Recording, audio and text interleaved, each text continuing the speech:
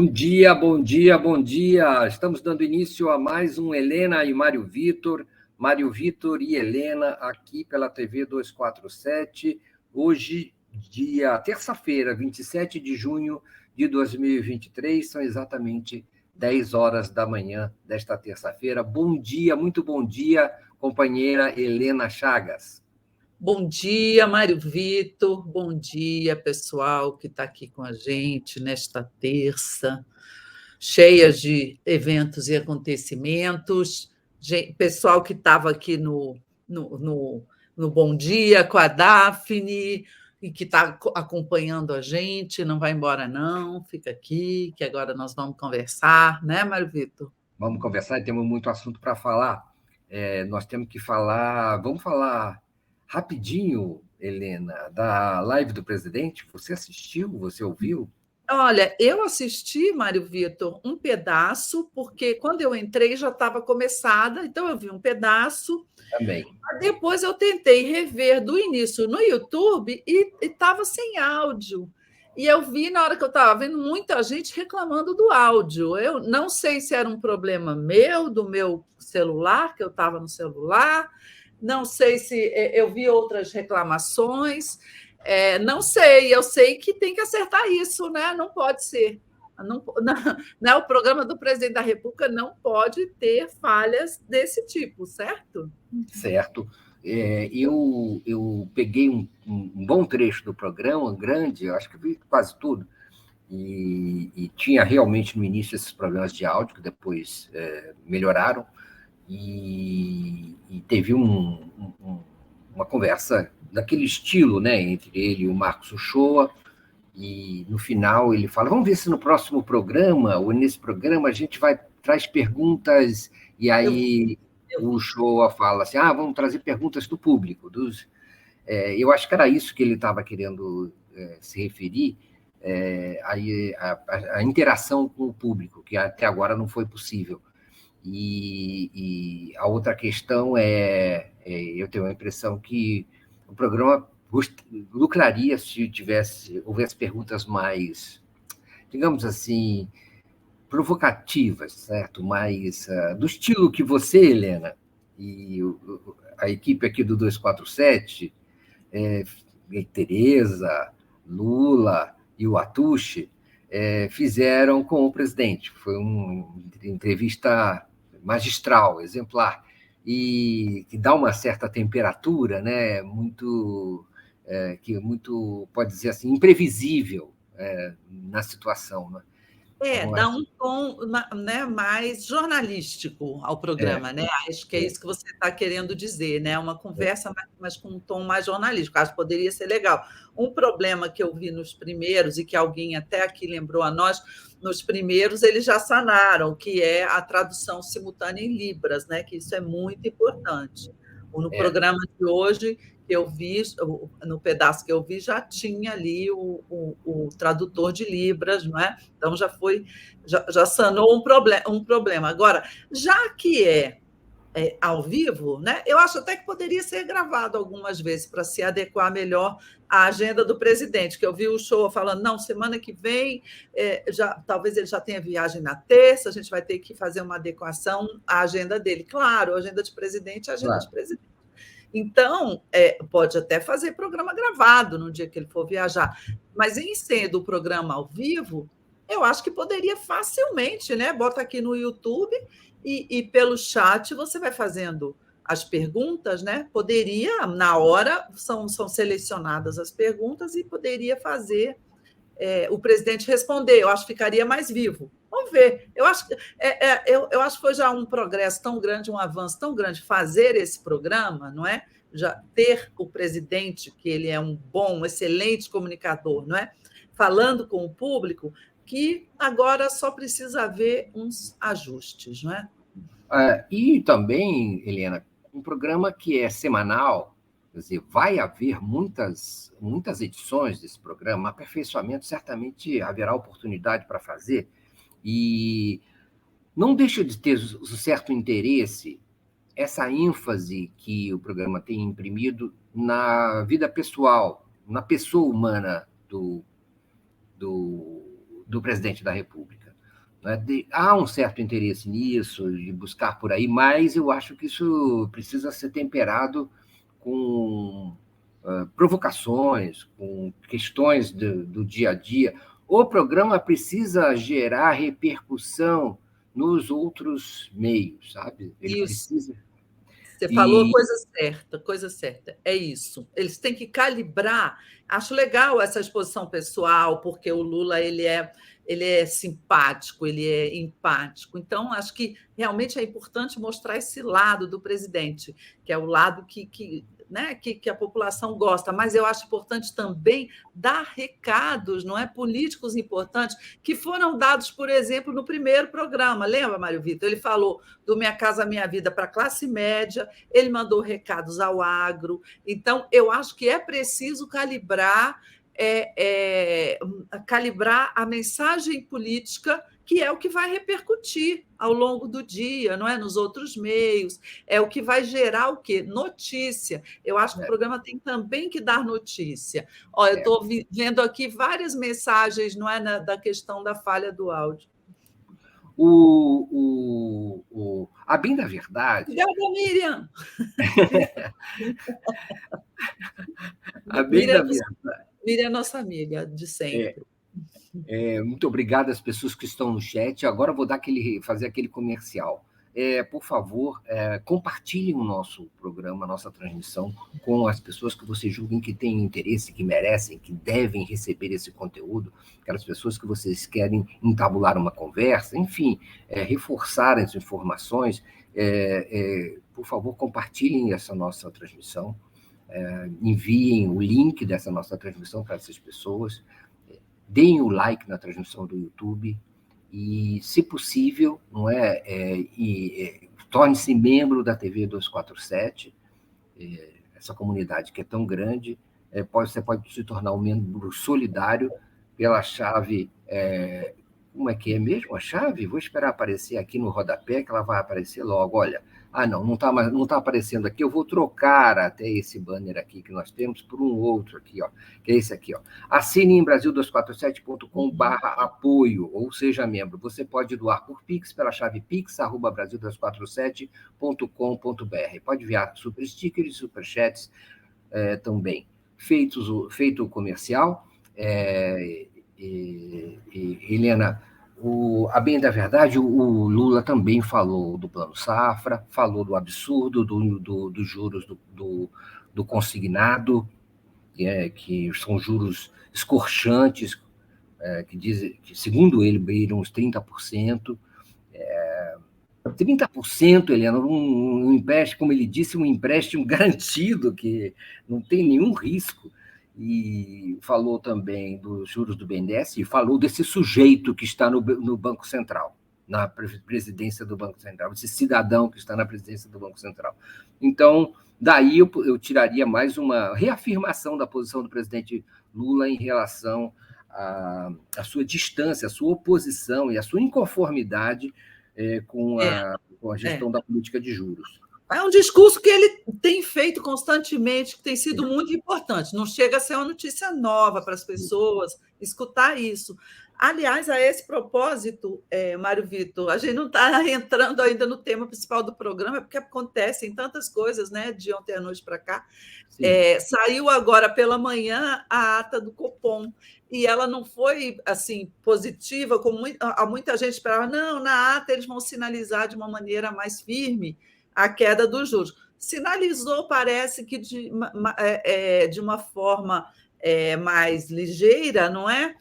De uma forma, redução parcimoniosa dos juros a partir de agosto, e também registrou que houve divergências lá dentro do Copom em relação a essa trajetória futura, não é, de queda dos juros. Então, não foi uma ata que alguns esperavam, não, vai vir a ata, vai acalmar um pouco a situação. Não acalmou, né, Mário Vitor? Não acalmou, e a perspectiva não é boa, né, também para o futuro. Não está muito claro o que pode acontecer na próxima reunião do Copom. Nem mesmo sinalizar que isso vai ser revisado, se foi sinalizado. Ainda antes de entrar na nossa pauta principal, Eliana, nós temos que falar, então, que esse ponto tem uma reunião do Conselho Monetário Nacional agendada e que aí é que pode haver alguma mudança relevante, não é isso? É isso que eu ia sugerir, que a gente ia falar disso mais para o final, né? Não, é isso. Amanhã não, quinta-feira, temos uma reunião do Conselho Monetário Nacional, vulgo CMNE, que é integrado pelo Haddad, pela Simone Tebet e pelo Roberto Campos Neto, né, o presidente do BC, e a pauta dessa reunião seria estabelecer as metas de inflação para 2026, não é? E possivelmente revisar as de 25 e de 24, né? Que é possível que aconteça, e o que se fala aqui há tempos é que, se por um lado há uma pressão muito grande de vários setores para que eles mudem as metas de 24 e 25, né? E 26, que eles aumentem consideravelmente essa meta para algo como 4, 4,5, não acredito, pelo que eu tenho ouvido de colegas que entendem do mercado, até de economistas, que eles vão fazer isso porque eles têm um certo receio de, aumentando a meta, gerar uma expectativa inflacionária e aí dificultar a queda dos juros mais ainda. Então, o que parece que a solução vai ser eles vão mudar o mecanismo, não é, de cobrança dessa meta, de realização dessa meta, em vez deles fazerem a meta anual, né, do ano cheio, a meta de 2023 é de janeiro a dezembro, né, o cumprimento dessa meta leva em conta os 12 meses do ano, eles vão flexibilizar esse período, eles vão botar algo entre 18 e 24 meses, eles vão alargar os períodos de cumprimento da meta de inflação, né?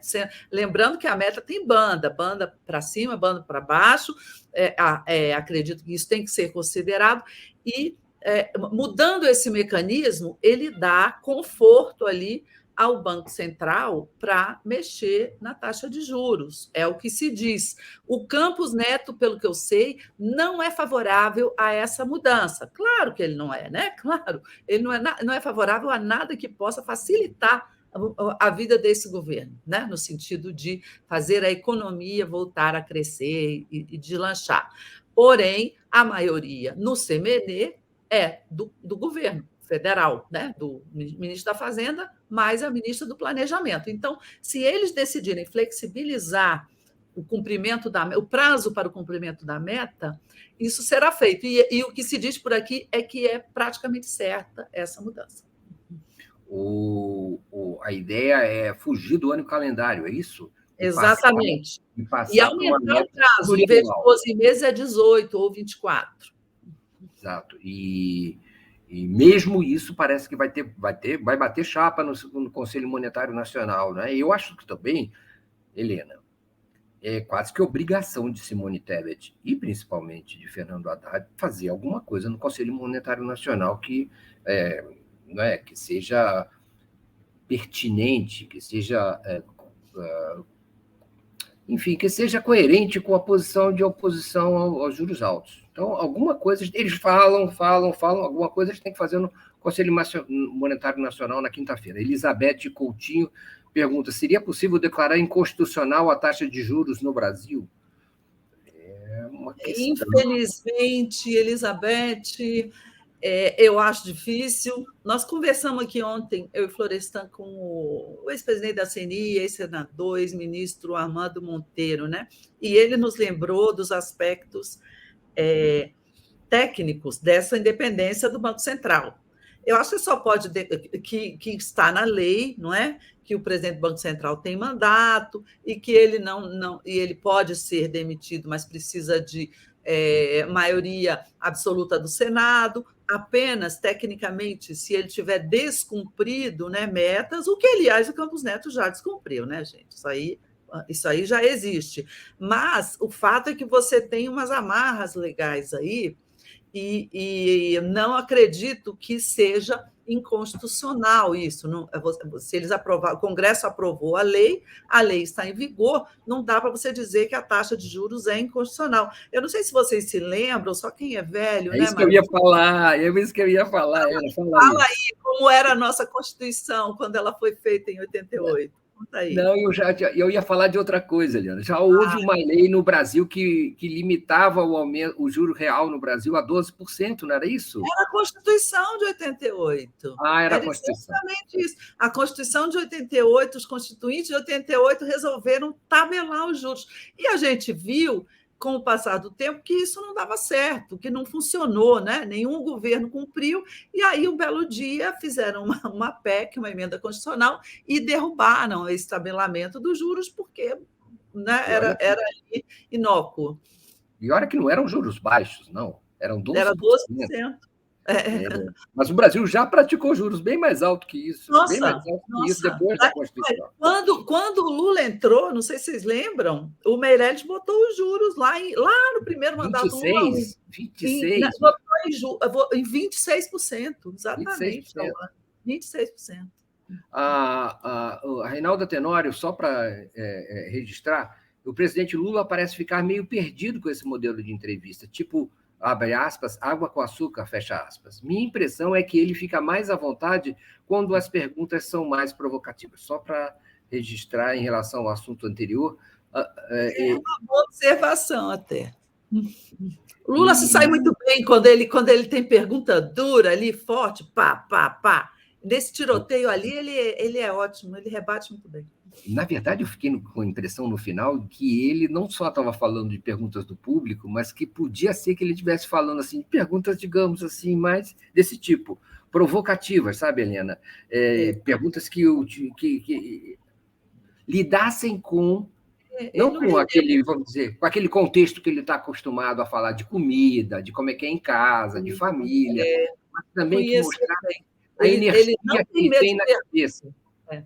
Ele não tem medo de pergunta, ele não tem medo de provocação. Já entrevistei Lula muitas vezes. Ele gosta, ele cresce, né? Ele cresce no debate. Mas vamos voltar, a gente trocou de novo aqui, desculpa. Tá bom, a gente vai e volta. Bom, vamos ver aí a nossa manchete. A nossa manchete é fraco, Lira perde, é isso? A saúde. Fraco, Lira não leva à saúde. Porque não leva à saúde. É porque o outro que eu tinha sugerido, ele tinha uma ambiguidade de perder a saúde, que era irônica. Mas a gente, mais precisamente, a gente chegou a esse título que não leva à saúde. Também tem sua ironia aí, mas, enfim, o presidente da Câmara, Arthur Lira, assediado por denúncias, investigações, inquéritos da Polícia Federal, está envolvido ou está sendo acusado de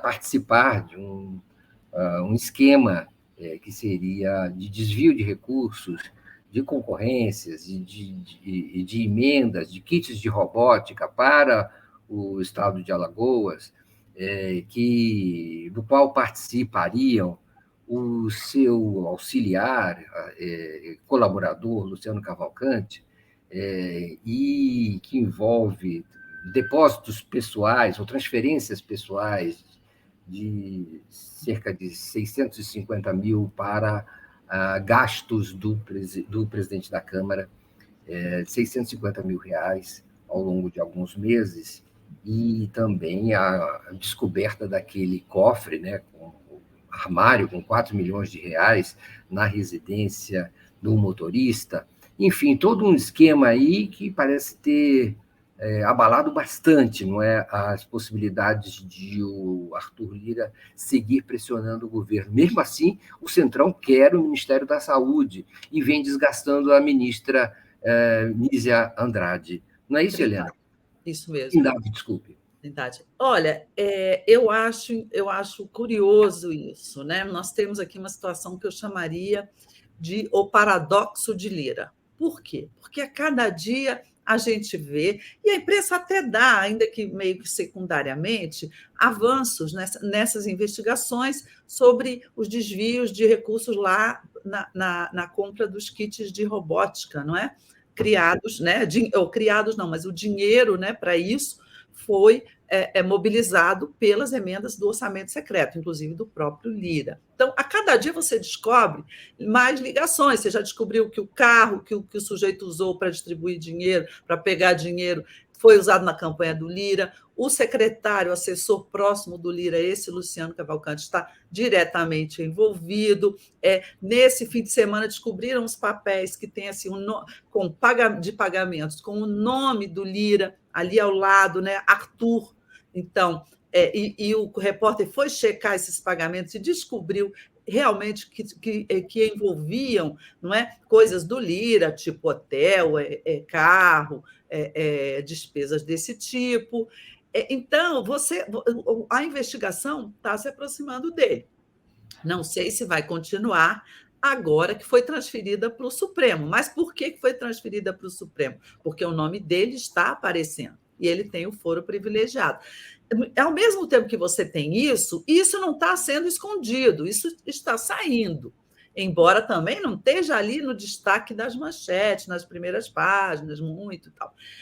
É um paradoxo, porque isso é altamente desgastante na opinião pública. Eu já vi outros políticos caírem dos cargos, não é? Terem que renunciar por causa de denúncias e envolvimentos assim. No caso do Lira, ele não perde, ele não se desgasta politicamente, ele não perde o prestígio dele na mídia, por exemplo. A mídia está dando essas denúncias e, ao mesmo tempo, está dando a participação dele no fórum do IDP, lá em Lisboa, o discurso dele, a estratégia política dele para a aprovação da reforma tributária, não é? As coisas que ele fala, as exigências do centrão, né, do grupo que o Lira lidera de trocas no ministério. Então, eu chamo a isso ao paradoxo de Lira, porque ele está coberto com essas denúncias, e ainda tem outras, né, gente? Saiu no fim de semana uma que ele emprega 10 parentes, 10 na CBTU. E semana passada eu vi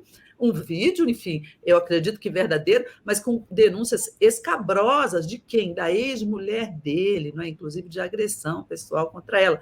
Você tem um conjunto da obra que é terrível, mas você tem do outro lado um político que continua ali no lugarzinho dele, sendo incensado pela imprensa do jeito que ele sempre foi, não é? Sendo considerado pelos políticos e pelo próprio Palácio do Planalto. Por quê?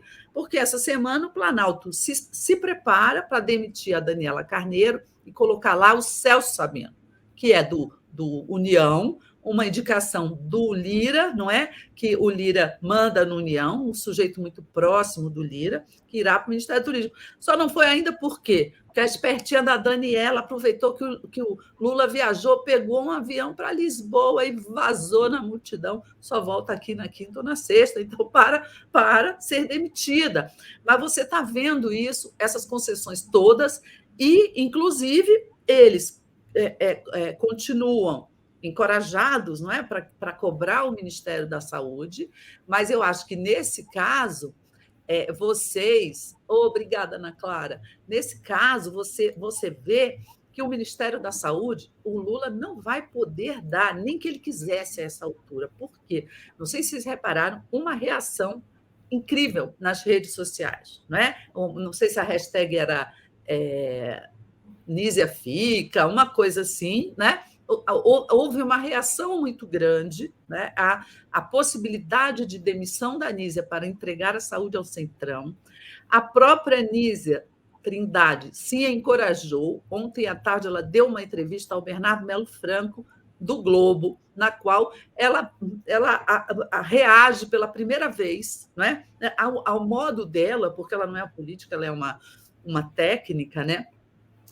Ela reage ao Centrão, ela fala da pressão que ela está sofrendo, ela fala da fritura e ela diz que ela fez entregas, que ela está trabalhando no Ministério da Saúde, ela enumera aí uma série de atos, coisas que ela fez, não é? E ela deixa claro, eu gostei muito de uma frase dela que ela falou assim: olha, eu estou tranquila, mas eu tenho biografia. Ou seja, ela botou as garras para fora. E agora, então, é que ninguém deve mexer com ela.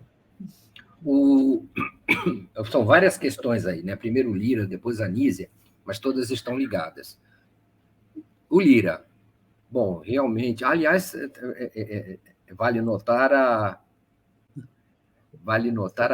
manifestação do adversário do Lira em Alagoas, o senador Renan Calheiros, não é? Que não se cansa de incentivar e aproveitar e registrar os tropeços do seu adversário, e que disse que o rei está nu, não é? O rei está nu de Alagoas enfim, tomou partido vamos dizer, desse momento do seu adversário. O curioso é que o Lira se enfraquece, e eu não sei até que ponto isso é uma bomba de efeito retardado, né? Isso é algo que vai, digamos, minando a autoridade do Lira junto ao Centrão, junto à própria Câmara dos Deputados como um todo, junto às autoridades de maneira geral, e parece que também, eu tenho a impressão, ao próprio presidente da República. Não sei até que ponto hoje em dia não é conveniente ter um Lira mais fraco do que antes, não é? E a quem se pode dizer não, a quem se pode dizer enrolar, ganhar tempo.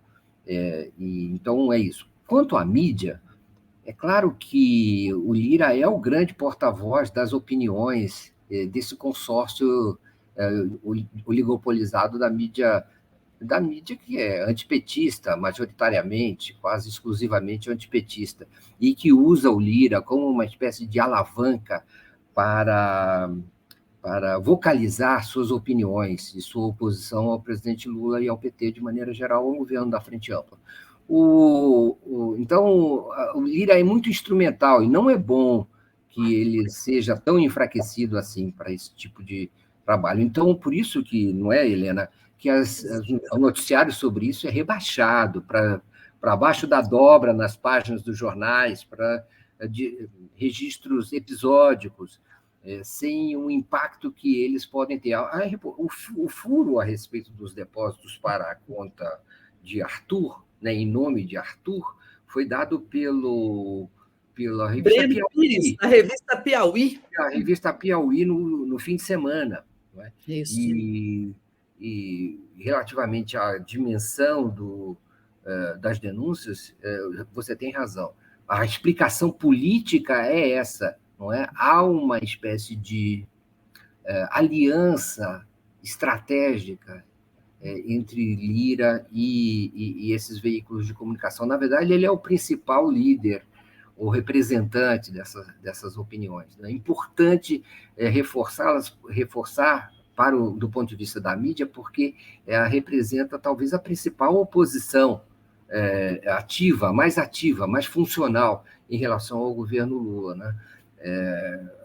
Mas esse projeto está comprometido. Eu tenho a impressão que ele tende a ser desautorizado. E parece, não é, Helena? Não sei se confirma, que há muito mais nas gravações à disposição da Polícia Federal, né, no inquérito que investiga o destino, não é, das verbas dos kits de robótica. Não é? Parece que no celular de Luciano Cavalcante e em outros haveria revelações ainda mais graves.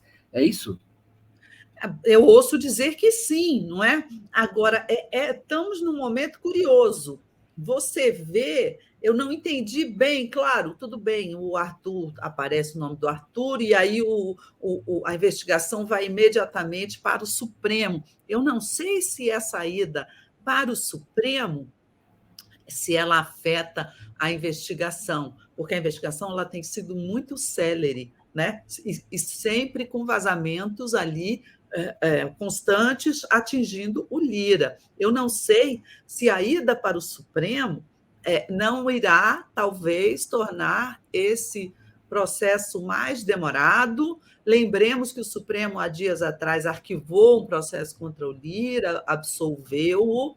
Eu não, tenho a impressão que pode haver algo nesse sentido, não que o Supremo vai deixar de investigar, varrer para debaixo do tapete, mas poderá desacelerar essa investigação e talvez o seguir dos vazamentos dos últimos dias seja uma reação interna da Polícia Federal a essa transferência do inquérito para lá, não é? No sentido de acelerar a divulgação dos elementos que comprometem o Lira. Ainda não consigo ter uma ideia muito clara, não é, desse movimento, o que representa esse movimento para a investigação. Agora, você falou aí uma coisa muito certa, que é o Lira, ele é, de certa forma, protegido porque ele tem uma aliança com o establishment, né? O Lira, ele soube fortalecer os laços dele com o mercado, né? com a empresariado e, inclusive, com a mídia, não é? Com a grande imprensa, os grandes veículos que são ali ligados ao mercado. Você vê, bancos são proprietários de vários veículos, né? de imprensa hoje em dia. Então, você tem ali uma aliança de classe, que eu diria, que é favorável ao Lira, sustenta o Lira. O governo, por sua vez, não tem maioria no Congresso. Tem uma situação muito difícil na Câmara e precisa do Lira. Ontem mesmo, pessoas do governo falaram assim, gente, não é bom a gente ter um Lira encurralado, acuado. O que ele pode fazer, não é? Numa situação dessas, o primeiro alvo dele será o governo, como lembra lá do Eduardo Cunha? O que ele fez? Ele foi acuado no Conselho de Ética, um processo contra ele, no qual o PT participou, e no dia seguinte ele desengavetou o impeachment da Dilma. Não estou dizendo que Lira vai fazer isso, não vai. Não chegou nesse ponto de jeito nenhum, de forma alguma, né? O Lula não é um cara fácil de você abrir um processo de impeachment contra ele. Eu duvido que isso venha acontecer. Porém, ele pode trazer muitos danos nas votações. Agora mesmo, o projeto do arcabouço fiscal passou no Senado e voltou para a Câmara para ser votado de novo, na semana que vem. E provavelmente lá eles vão retirar as mudanças feitas pelo Senado. Mas tem que votar, se não votar é um desastre. Lira está também com a reforma tributária na mão, Mário Vitor. Sim. Vou ler alguns comentários aqui. Misericórdia, diz o Paulo Castro. Misericórdia, ele pede nesse momento. Por favor, não pode ceder à chantagem do Centrão. Ceder o Ministério da Saúde ao Centrão é como entregar a chave do governo federal. É necessário desbolsonarizar o Ministério da Saúde do Rio. Paulo Castro, exatamente. E não é à toa que querem o Centrão e o Lira pressionam pelo Ministério da Saúde, não é? Primeiro, é necessário pressionar o governo o tempo todo. Essa é a lógica com que funciona todo esse sistema. Pressionar o tempo todo, sempre ter alvos, ter, vamos dizer, focos a partir do qual se instaura uma espécie de sabotagem e uma disputa permanente, até para que o próprio Arthur Lira consiga dar permanentemente um objetivo, uma missão e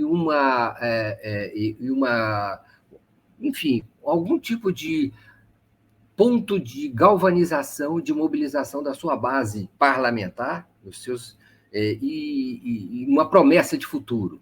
Então, esse é um mecanismo que vai funcionar e nós temos que estar preparados para que ele vá funcionar durante todo o mandato do presidente Lula a ser esse tipo de liderança que se estabelece ali, e que é o que é praticamente certo, garantido que será assim. Então, é isso, né? Quer dizer, também é uma forma de relacionamento entre o Lira e a sua própria base parlamentar. Por outro lado, é preciso que essa meta, esse objetivo, ela seja financeiramente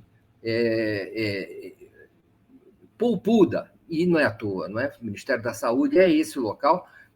O presidente Lula escolheu a Nízia Trindade para essa função, justamente por causa de suas qualidades como administradora, gestora da saúde, na Fiocruz e em outras funções, e ele sabe da importância da verba que o SUS, todo o sistema da saúde, mobiliza, e é por isso que gera tanta cobiça. O Centrão pode tirar o cavalo da chuva, provavelmente, a não ser em casos extremos, esse não é um ministério que vai passar para o Centrão, não é isso, Helena? Né, eu acho que não. Há uns dias atrás, eu ouvi uma conversa que, não, o Lula acalmou o Lira, dizendo que no segundo semestre ele vai mexer lá na saúde. Agora, de lá para cá, houve uma reação muito grande, sobretudo nas redes, não é? Dos simpatizantes do governo, da própria militância. Então, da opinião pública de modo geral, ficou muito exposto, né, esse pedido do Centrão. Então, eu acredito que o Lula não dará. Agora, ouvi dizer que já existem negociações para outros cargos de segundo escalão, como é o caso da FUNASA. A FUNASA, os políticos sempre desejaram a FUNASA. O governo acabou com a FUNASA naquela medida provisória de criação dos novos ministérios. Teve uma outra medida que extinguiu a FUNASA, Fundação Nacional de Saúde, que tinha, não é, secretarias em todos os estados. Aí o que aconteceu? O Congresso, na hora de votar a medida provisória, ressuscitou, deixou cair a medida da FUNASA, ressuscitou, eu acho, ou incorporou a outra medida. Eu sei que a FUNASA foi ressuscitada, não tinha nem sede mais aqui em Brasília. Algum ministério teria até ido para o escritório antigo da FUNASA, agora foi expulso, vai ter que voltar à FUNASA. Os funcionários da FUNASA que já estavam sendo demitidos e redistribuídos vão voltar, ou seja, é a volta do clientelismo político, né? A FUNASA. A função dela é basicamente fazer obras, projetos, não é? Muitas vezes lastreada em emendas parlamentares, mas é um prato cheio, porque tem orçamento, um prato cheio para se fazer política, né? A base ali do clientelismo de sempre.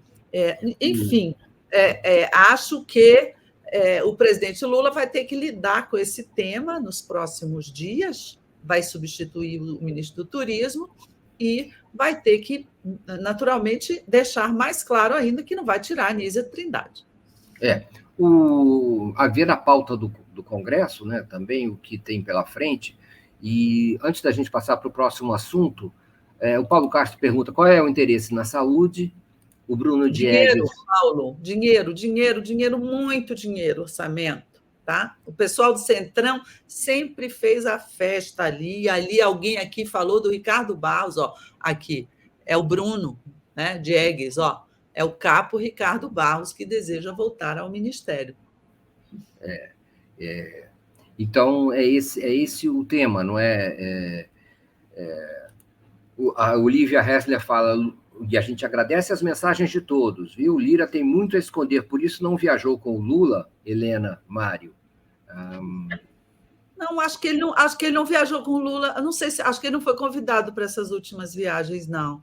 E lá atrás eu acho que ele queria fazer um contraponto ao Pacheco. O Pacheco foi, aí ele não foi, né? Para mostrar que ele é mais poderoso. E agora, no momento, onde está o Lira? Em Lisboa, na reunião do IDP, que é o Instituto de Direito aqui, uma faculdade que é do ministro Gilmar Mendes, e que todo ano eles fazem um seminário em Lisboa com outros juristas portugueses, mas que, na verdade, é uma espécie de lead, né? Lead do judiciário, lead jurídico, mas que eles chamam um monte de políticos, ministros, pessoas importantes, até o Flávio Dino estava lá ontem, que eu vi. E também é um encontro acadêmico, né? E também tem uma função, digamos assim, de relacionamento, né? Político, né? Lá numa espécie de um retiro lisboeta, que acontece anualmente, e aí correm muitas conversas lá. Bom, aí a gente passa para onde? Agradeço a Sônia Goldfeder, nossa fiel participante aqui do nosso programa, bem como a Miriam Goldfeder, o Beto Silva e tantas outras pessoas que sempre estão aqui. A gente agradece muito essa fidelidade, essa presença e essa colaboração. A Miriam Goldfeder, por exemplo, fala: sem medo do Lira, por favor. Com certeza, sem medo, né? A gente tem ainda, Mário Vitor, dois assuntos muito importantes aqui. Temos a CPI, né? CPMI, que hoje está abrindo lá com o coronel Lauandes, e temos a retomada do julgamento da inelegibilidade do Bolsonaro no TSE, hoje à noite, às 19 horas. Escolha aí o que você quiser. Só acrescentaria um apêndice na retomada do julgamento do Bolsonaro, que é a entrevista do próprio Bolsonaro à Isso. Mônica Bergamo, publicada hoje. Uma espécie de Tá. apêndice aí a essa pauta. Não, podemos falar sobre ela, continua aí. Eu vi a entrevista também, e o Bolsonaro diz que ele resolveu, ficou um tempo calado, achando que isso poderia ajudá-lo no TSE. Viu que não ajudou, que está ferrado mesmo, então ele resolveu dar entrevista à torta e à direito, desesperado, não é? Mas eu vejo muito isolado, porque nesse caso aí, quem devia estar dando entrevista era o Valdemar, era o Ciro Nogueira, eram os aliados dele, mas está todo mundo ali muito quietinho, na dele, esperando acontecer. Mas o que você acha, Mário Vitor? Ele hoje, na entrevista para a Mônica, falou que tem uma bala de prata, que ele não vai revelar agora. O que será isso?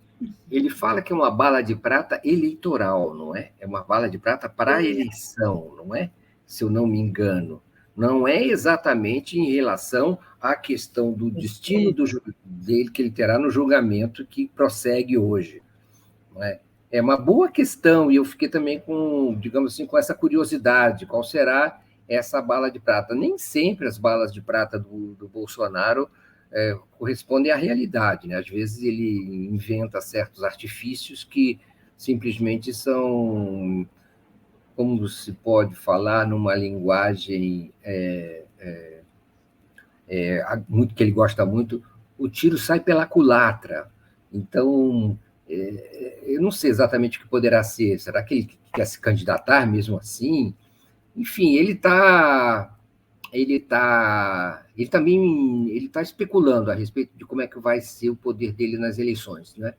Nas próximas eleições para prefeito, ele já parece ter sido, nesse encontro, tímido em relação a um apoio mais explícito, e mesmo na entrevista, em relação a um apoio mais explícito ao prefeito de São Paulo, a candidatura reeleitoral do prefeito Ricardo Nunes, não é?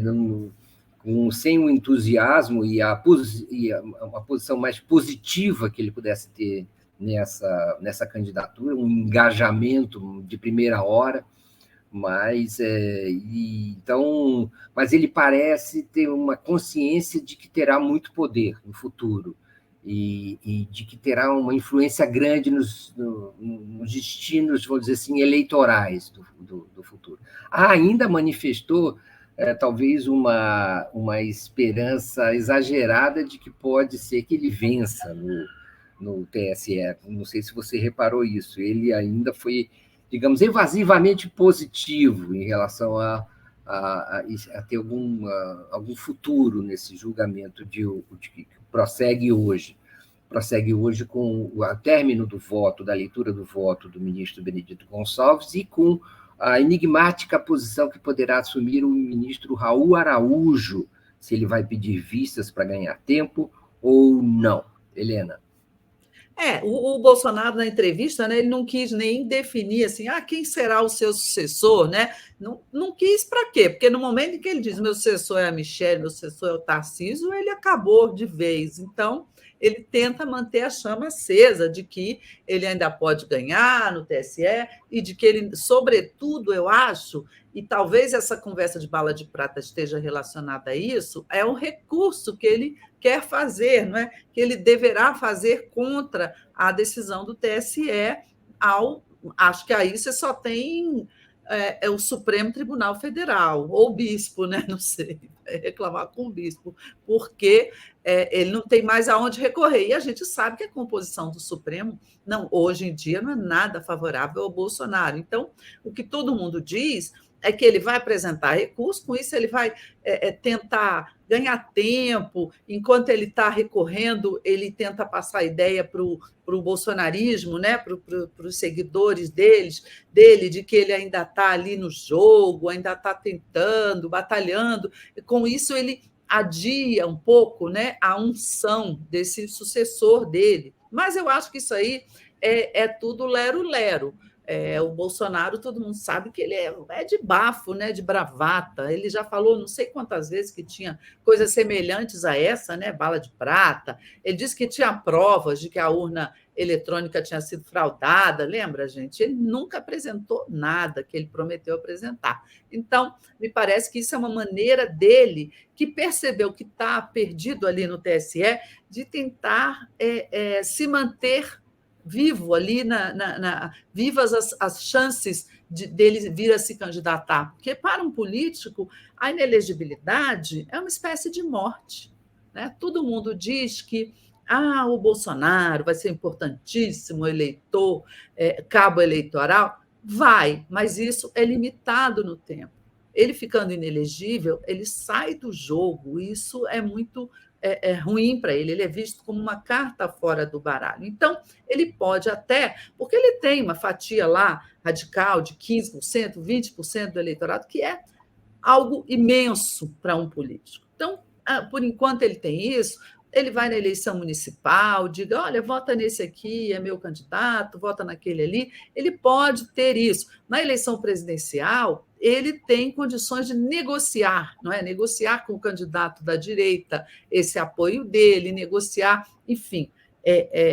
Também ele não desaparece, mas essa força ela vai se esvaindo. Ela não vai durar mais do que 2, 3 anos, se ele continuar inelegível, se ele não puder se candidatar em nenhuma eleição. Por quê? Porque vai haver uma briga imensa pelo espólio dele.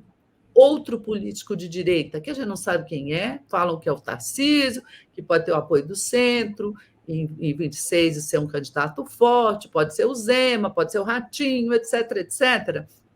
Não sabemos quem será, até porque qualquer um desses ainda vai ter que tomar muito Nescau para chegar lá, né? Vai ter que governar bem o seu estado, esses governadores, mas mesmo assim vai chegar um momento, talvez ali depois de 24, depois da eleição municipal de 24, que vai fortalecer algumas dessas lideranças e vai enfraquecer outras, vão tomando o espaço deles. Os políticos de direita vão tomando o espaço. Como dizia o doutor Ulisses, não tem vácuo em política. Vem alguém logo e preenche. Não há ditado mais certo do que esse na política. Então, o Bolsonaro vai gradativamente perdendo as condições, né?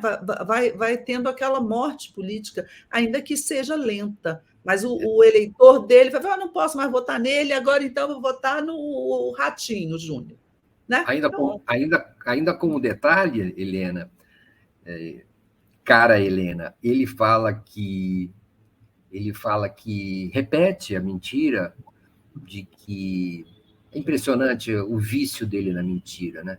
De que havia infiltrados do PT, ou que aquilo foi feito por pessoas do PT ou da esquerda, não é, no dia 8 de janeiro, as invasões do 8 de janeiro. Veja bem, a essa altura, o sujeito sendo, vamos dizer assim, inculpado no Tribunal Superior Eleitoral e no Supremo Tribunal Federal, exatamente por notícias falsas, ainda divulga esse tipo de informação sobre a qual não há nenhuma evidência, nenhum indício desse tipo de participação foi apurado, percebido.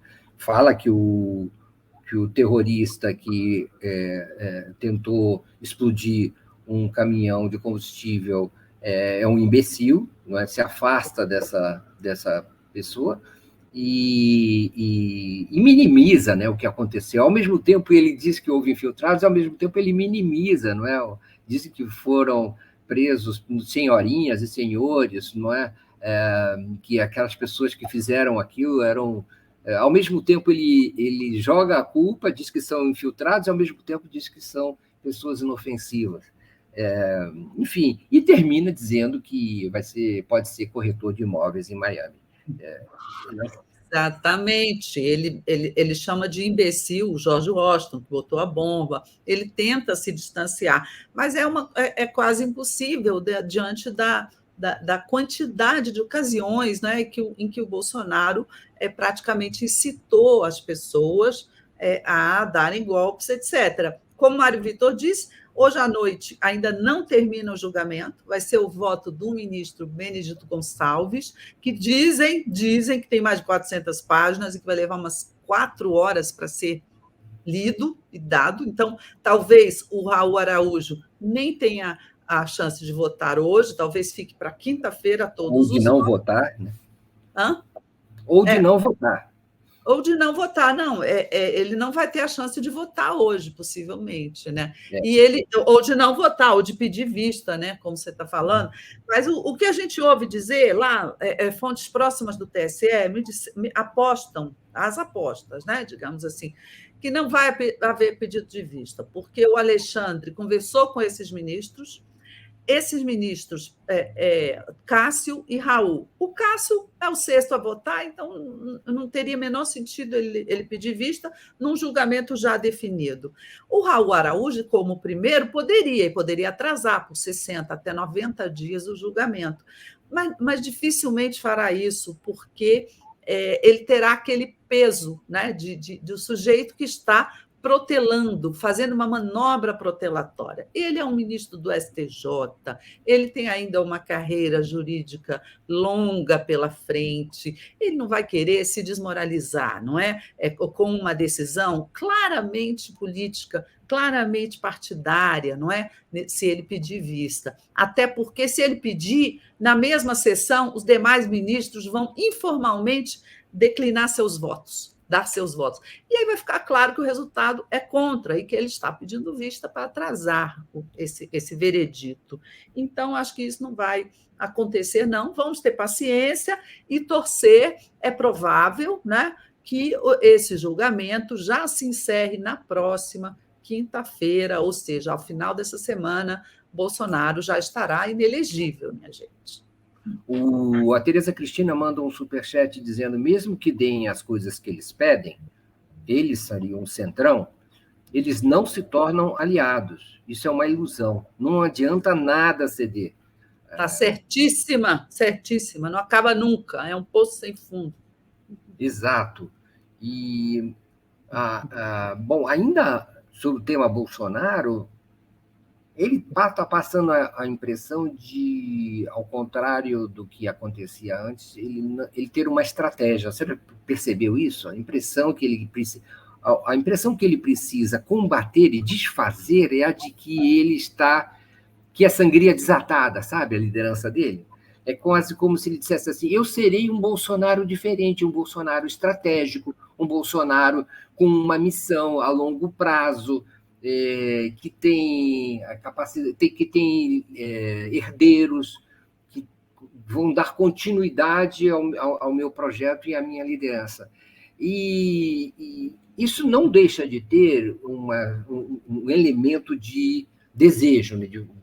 de desejo, de ambição, será capaz de exercitar isso mesmo? E como será capaz de suportar as agruras, as derrotas e as perdas envolvidas nesse processo a longo prazo, que sempre tem perdas, tem ganhos, mas também tem perdas?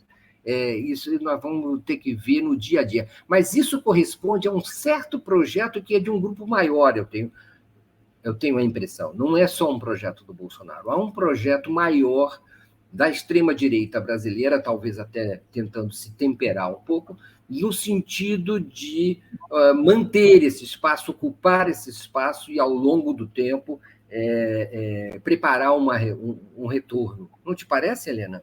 Sim, mas esse espaço não depende do Bolsonaro, eu acredito, Sim, entendeu?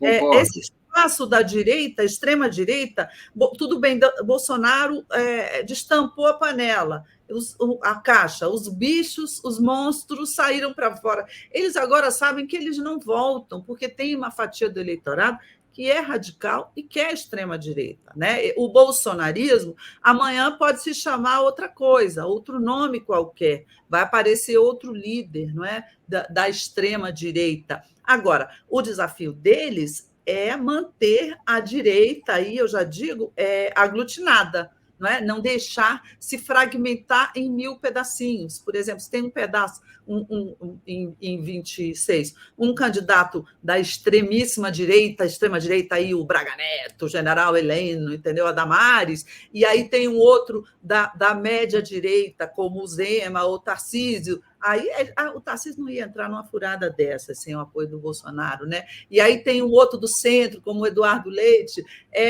Há uma chance dessas forças se fragmentarem, cada um com o seu projeto. E aí, realmente, elas vão ser pouco relevantes, né? Não tão relevantes para o resultado. Agora, só nesse tempinho que nos falta aqui, eu estou acompanhando rapidamente aqui a CPI, parece que o coronel Lawande, ele disse que não pregou o golpe nas mensagens para o Mário Cid, que nunca falou sobre o golpe, que não falou a palavra golpe, que o que ele pediu era uma fala, um pronunciamento do Bolsonaro para apaziguar os ânimos dessas forças do país. Olha só que desculpa furada, né? E ele pede desculpas ao Exército, não é? Então, assim, mas é muito difícil disfarçar. Olha a frase dele para o Cid: pelo amor de Deus, Sidão, o presidente vai ser preso. Né? É difícil você disfarçar, não é? Essa conversa golpista, mas disse que ele voltou atrás, disse que foi infeliz no modo de dizer, que se arrepende de ter proposto alguma ação do Exército diante da vitória do Lula. Enfim, eu acho que a CPI hoje, finalmente, ela está sendo ali um espetáculo, né? Ontem também, né? Com pouquíssimo avanço ainda nas investigações. Essa CPI ainda está patinando. O chefe de operações da PM do Distrito Federal, você viu o depoimento dele? É impressionante aquilo, porque ele incrimina muito o Exército.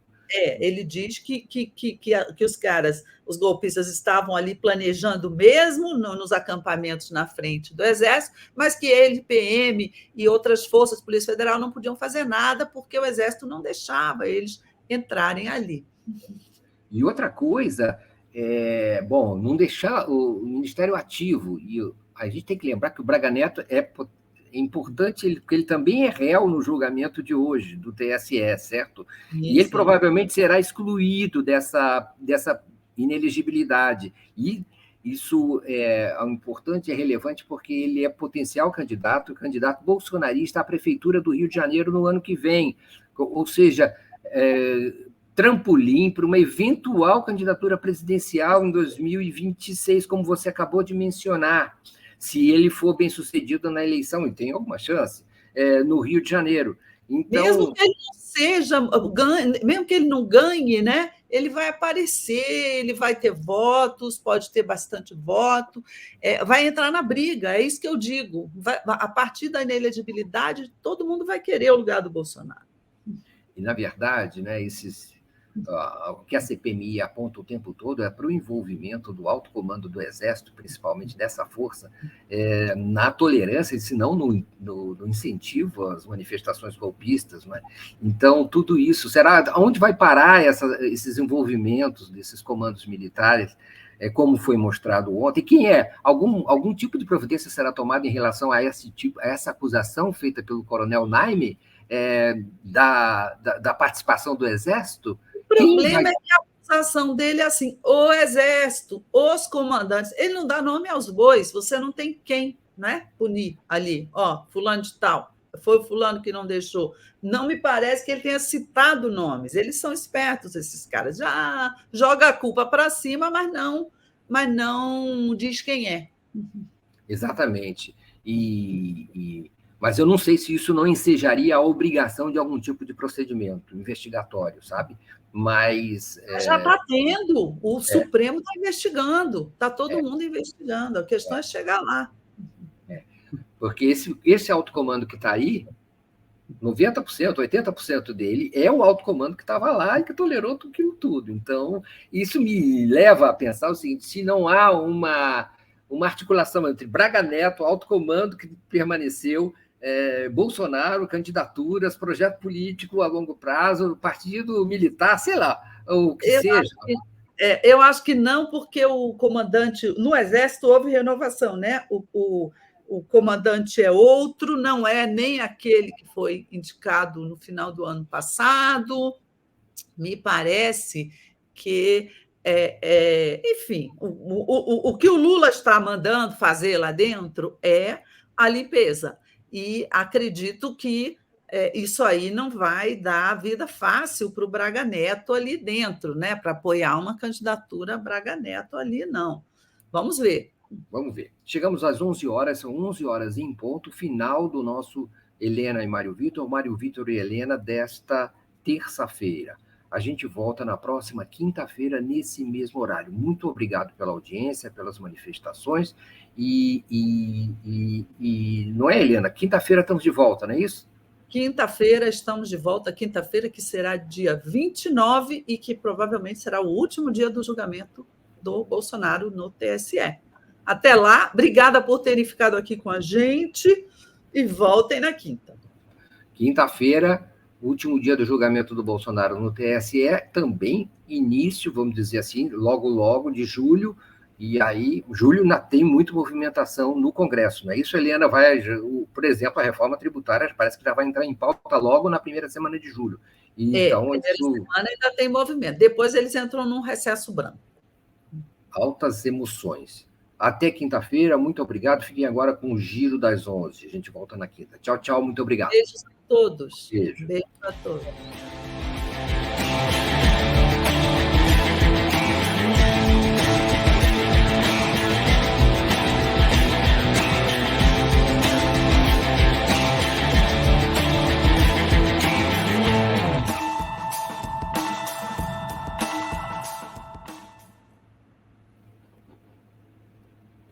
Oiê.